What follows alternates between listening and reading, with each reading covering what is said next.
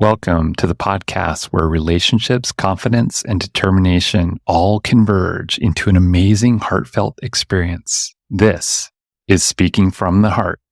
Welcome back to episode number 45 of Speaking from the Heart. Today, we're going to talk about something that is really a struggle for me that I'm still working through even in my own life, that maybe having somebody talk about it might give you some inspiration to help you start this conversation in your own life, which is really asking ourselves the question, are you leading a life in fear? For many years in my life, I have lived in this sort of portal of sorts of thinking that everything is peachy-dory, everything is okay, I am going to be okay with everything that is happening in my life, and I love what I'm doing.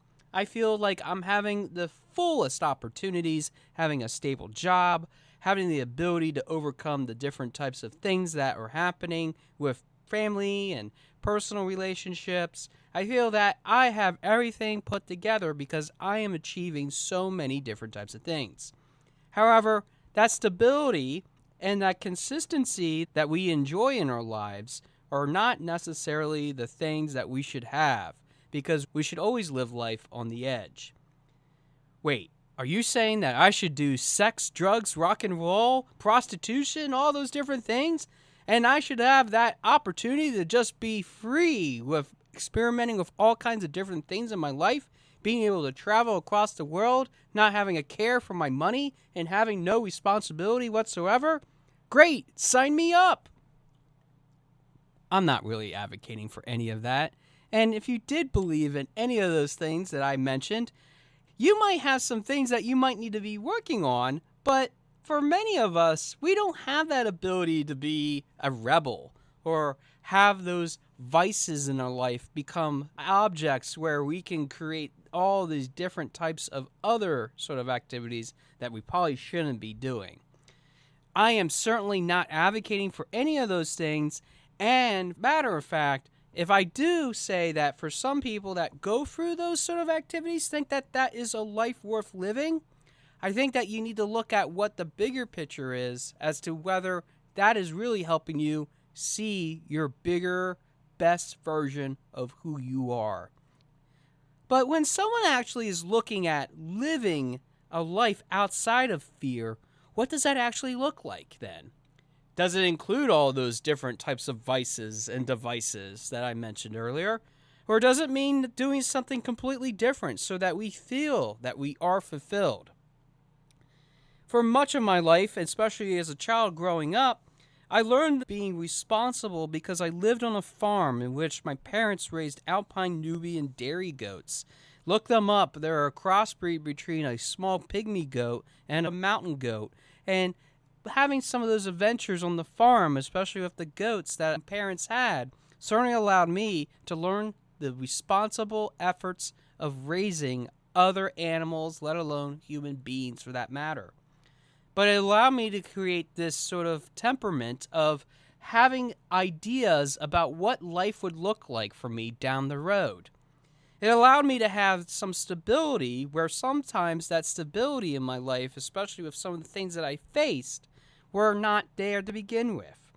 But when you have those sort of opportunities to find your true passion, especially living on a farm, why not? You should take advantage of those things. And I was able to do so, not only through the video games that I played, which I remember having my first Nintendo, and then a Super Nintendo, and then all into PlayStation and other games, but also enjoyed the ability to read, which allowed me to overcome some of my own fear about having the stigma of not being able to read at a proficient level like other of my classmates, for that matter.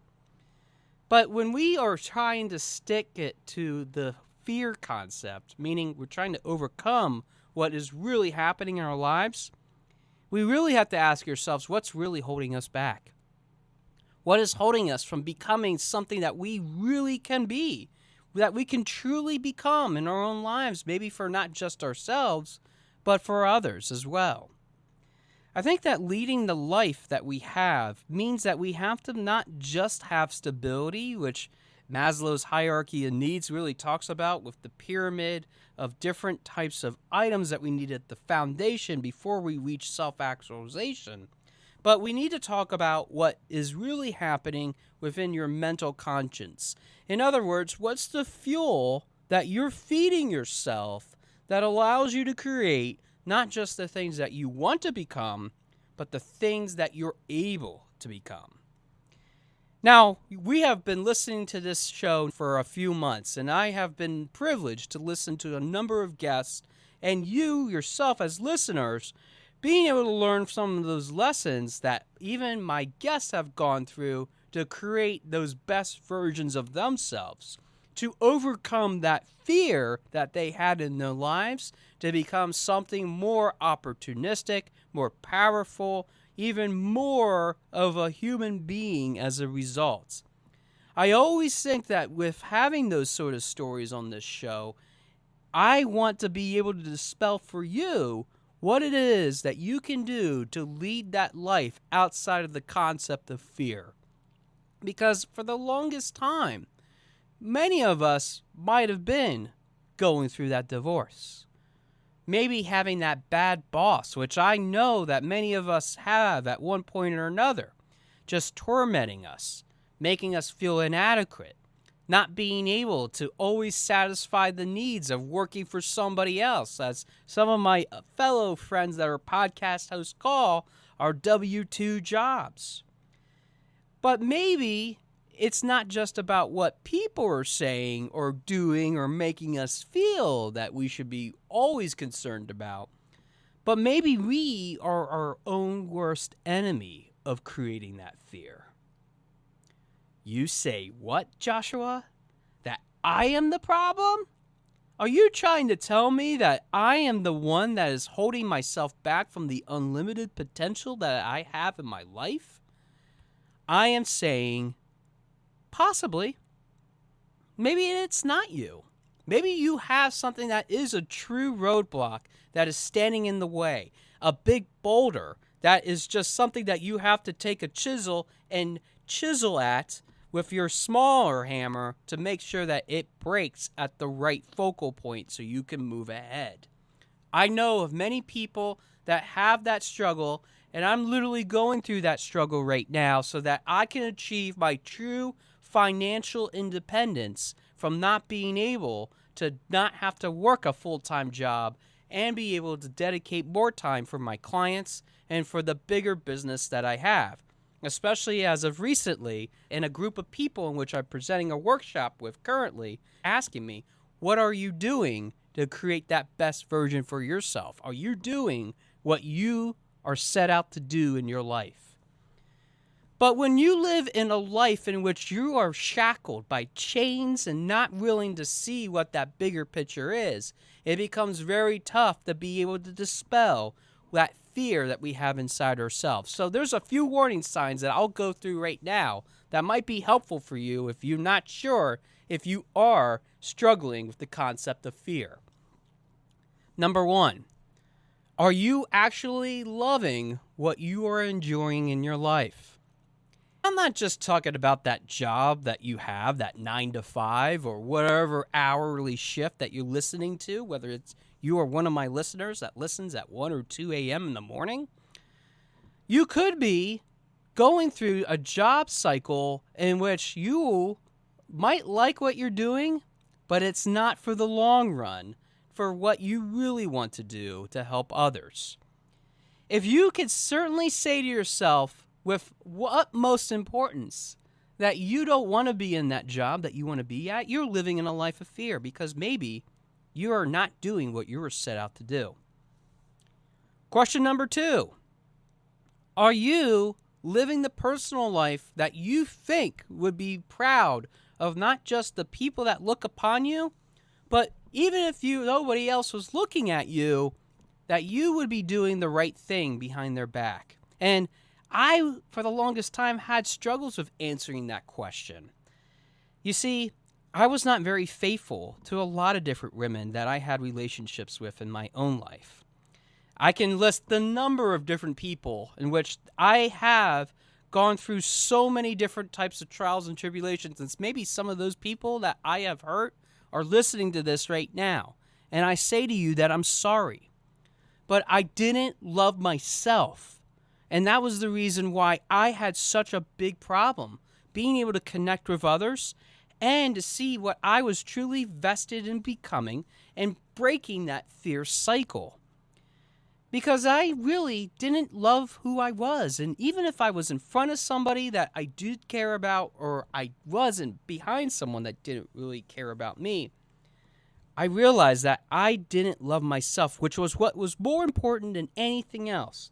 So if you're living in a life that is personal in nature, in which you're doing things that are not cool, whether that is messing around with somebody else, whether that is lying or cheating or stealing, and you're not being honest about it, you are living in a life of fear. But besides even the job and even the personal life in which you might lead, there is one more important question that I have to ask you in order to understand whether you are living in a life of fear, and it is this question number 3. Have you seen what the truth is, not just in what your life is, but in what others are achieving? I have always been a looker from the outside of all the different types of people that I've been envious about. The person that has gotten married, the person that has made millions of dollars doing what they enjoy the most, the people that are in positions in which they have substantial spheres of influence. And I had become envious and jealous of every single one of them, that it created this fear of saying to myself, I will never be able to do that. And that was the moment in which I was lying so loudly inside my heart that I realized that I was not doing what I really wanted to do. I was so scared of what other people would think of me, think of others, to think of what I could do. I lived in that fear. I was scared of what I could potentially be, even with all these degrees, even with all these things I've invested, even with the smallest things, in which recently my car breaking down and creating some of the issues that I had of just the self-entitled, fearful monger that I was creating inside of my own life. Yes, this coach that runs a business was feeling because I was not happy with what I was given as a hand growing up. And as a result, I was jealous that other people don't have to experience what I have to go through. That was tough for me to just sit back and pause and think about the fact that I have been living in a life of fear for the longest time. And that we can never sacrifice the fact that we can do things to focus on not just fixing it, but also creating the opportunities that we have in our lives, if we're just willing to break the cycle that we have. Now, there might be more than just those 3 questions that I asked, and maybe that's more than just the car breaking down. Maybe it's more than messing around with somebody else. Maybe it's more than just not understanding what the level of responsibility is that you're supposed to have in your life. Maybe the situations that you have in your life are completely different from the situations that I have. But here's the commonality. We all go through stuff in our life.